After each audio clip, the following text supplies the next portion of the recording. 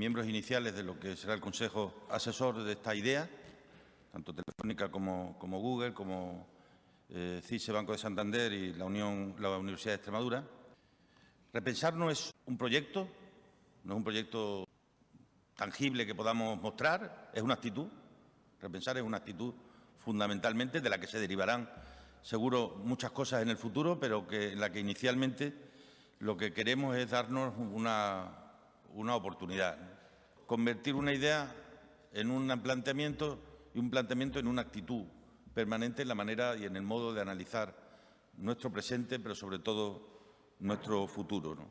Se trata de entender, en los tiempos en los que estamos reclamando tan vivamente la mejora de las infraestructuras físicas, véase el ejemplo de nuestro no tren, para la necesidad de reclamar la infraestructura física, pues hay que traer y recordar que en paralelo a la reivindicación de la infraestructura física hay que estar pensando en las infraestructuras del conocimiento y de la digitalización.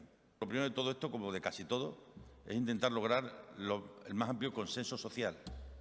Detrás del consenso social debe venir luego el consenso político. El consenso político debe ser una consecuencia de un gran acuerdo social respecto a gestionar las prioridades de la gente. A mí me gusta siempre decir que lo más importante en política es conocer las prioridades de la gente para hacer las tuyas y, en ese sentido, compartirlas. O la solución está en Europa o la solución será mucho más complicada.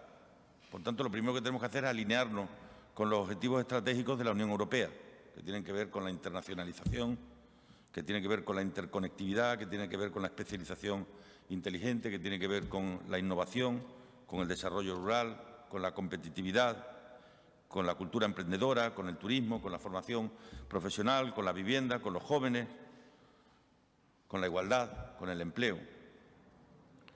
No se trata de inventar una nueva Extremadura, se trata sencillamente y solamente de repensar, de reflexionar y de hacerlo con cuanta más gente mejor, sobre si nos gusta o no la realidad y sobre cómo podemos cambiarla.